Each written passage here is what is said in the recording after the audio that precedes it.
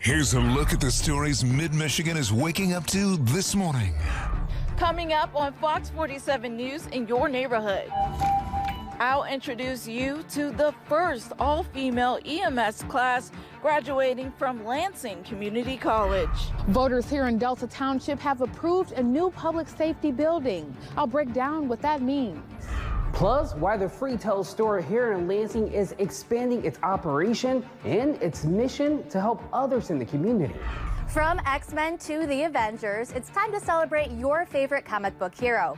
We're here at Nostalgia Inc. in Jackson to celebrate this weekend's Free Comic Book Day. More coming up. Fox 47 Morning News starts now. Good morning and welcome to Fox 47 News in your neighborhood. I'm Lauren Shields. Saturday is Free Comic Book Day and we're here at Nostalgia Inc. in Jackson to tell you all about it in just a few minutes. But first, let's check in on your Thursday morning forecast. As you walk out the door, should you wear a coat to get your free comic book or just a t-shirt? Good morning, everyone. Happy May the 4th. Our great day outlook is looking pretty good for the next several days. There will be small rain chances here and there, but given what we just went through, we're not going to be too picky, and we're going to leave it up in the great day category. Even if there is an isolated shower, which there could be, definitely can still get some outdoors time. So overall, we are going to see some more sunshine. We will be warming up into the weekend. Some storm chances head our way. We'll have a few nice days, though. Don't worry. It's not just going to happen like that. So we'll enjoy it as it comes. Again, May the 4th, 62 degrees today. Not half bad. We got a Star Wars re-release for the 40th anniversary in theaters, so go check it out. Last day of it, I think, but it might be going for a few more days. Who knows, right? Mulligan today up to about 60. Again, it's going to be absolutely beautiful out there. Much better conditions are still in the forecast. We'll take a look at the return of the 70s, in addition to Return of the Jedi, coming up in just a few. Next Wednesday, students who attend Lansing Community College will be turning their tassels to their future. But one class that's graduating will also be making LCC history. On the downtown campus of Lansing Community College, no pulse. Okay, we're in PA, keep going. Students in the paramedics program are working hard. The patient's still not breathing. To learn all about providing medical care to people who need it. Some of the skills that paramedics can perform in the field are intubations, putting a tube in someone's airway in order to control their breathing. We can give all kinds of different medications, including cardiac medications. Angela Coles is the lead faculty for simulations and skills in the program. And this isn't your average class.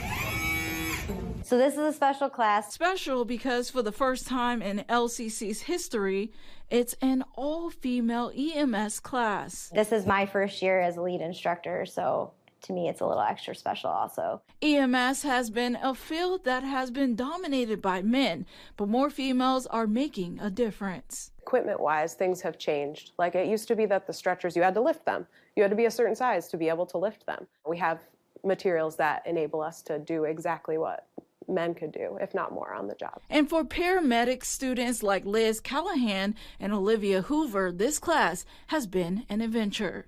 A lot of us didn't think it was going to be possible for us to go through paramedic because most of us work full-time at an ambulance. It's been really exciting to learn all the different skills and all the information about the human body and sort of all the pieces that go into helping people when they're at their worst. Next Wednesday, these ladies and their classmates will walk across a stage and will make a mark that will go down in LCC's history forever. The reward is going to be even better, truthfully. I mean, we're changing the career field at this point in time. So, to all the little girls out there, don't let a male-dominated career field influence you to not go after your dreams. We do this on a regular basis. In downtown Lansing, I'm your neighborhood reporter, Tiana Jenkins. This EMS class at Lansing Community College is helping break down some barriers. Take a look at this from the career website Zippia.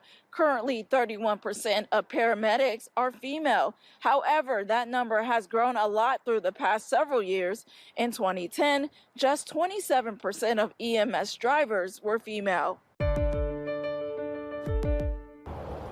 After a long road to approval, voters have passed the Delta Township Public Safety Millage, and we talked to the township supervisor about what's next. A few weeks ago, we told the story of one female officer at the Delta Township Sheriff's Substation who was advocating for a new station. The entire time I've been here working, we've only had what we like to refer as female deputies as a closet. It's a changing room for us, and then it's also a storage place for extra office supplies and things like that. And in the special election on Tuesday, that public safety millage finally passed after being turned down last election. Now the question remains, what happens next? It will take us a couple more months now to finalize the plans for the new building, and then we hope to, by the end of summer, to put that out to bid. And then once we receive those bids, we hope that construction can start by, possibly late fall. Township Supervisor Ken Fletcher says he believes the construction will take about 18 months, and the new building will be completed by the summer of 2025. The rebuilding of the station means more than just a better building. It will make for a better police force. When this building got started, there weren't even female deputies. So there's no women's locker room. So we had to make a makeshift locker room that only allows for 4 lockers. Only one person can change at a time, and even limits how many female deputies you could have working here. So you can't recruit and retain a modern police force with those types of limitations in place. And the township is excited for what's to come for the new and improved Sheriff's Substation. Here in Delta Township, I'm your neighborhood reporter, Asia Lawrence, Fox 47 News. Students at MSU will have a new way to get to and from campus thanks to FlixBus. The company announced a new bus line from Chicago to East Lansing just in time for the end of the semester. Last month, FlixBus announced a Detroit, East Lansing, Grand Rapids, Muskegon route, and the new line connects East Lansing, Grand Rapids, and Chicago. Tickets for trips to Chicago cost roughly $28 or less, so whether you're going home on a semester break or looking to take a trip to the Windy City, FlixBus could be a budget-conscious way to travel. The Tipsy Nickel is a brand new restaurant here in Mason and a descendant of the Wooden Nickel in Dansville, mirroring the mother-daughter duo that run it together. For Maya Warville, running a restaurant has always been a family affair. We love Darbs.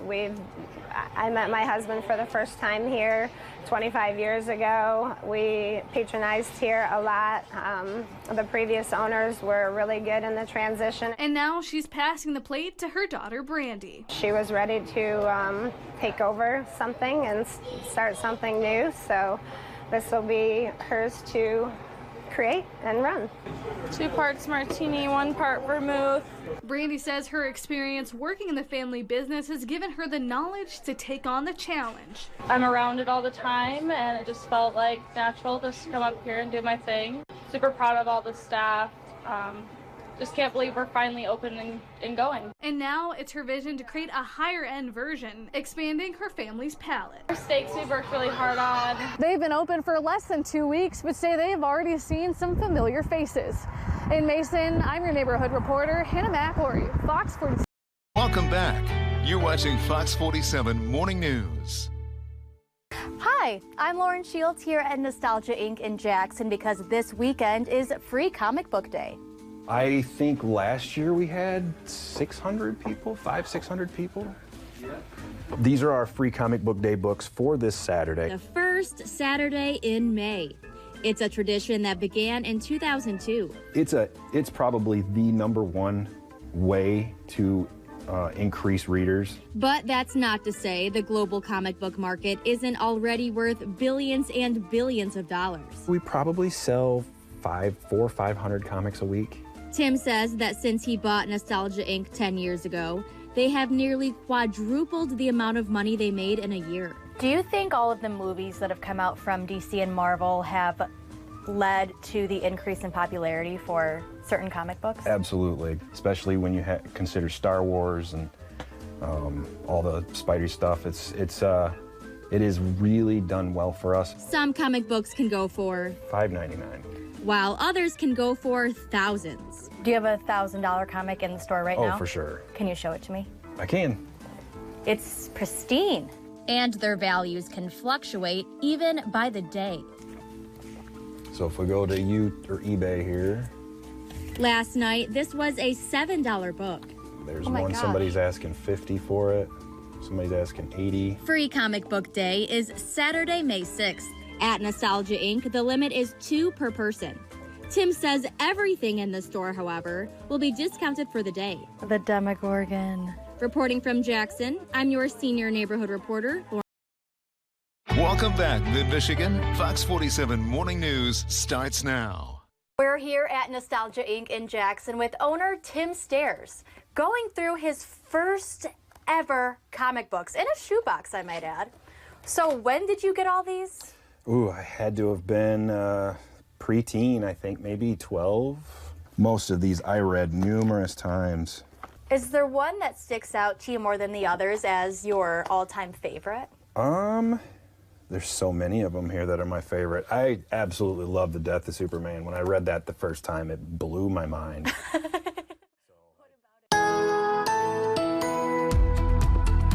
Good morning, everyone. Happy May the 4th. Our Great Day Outlook is looking pretty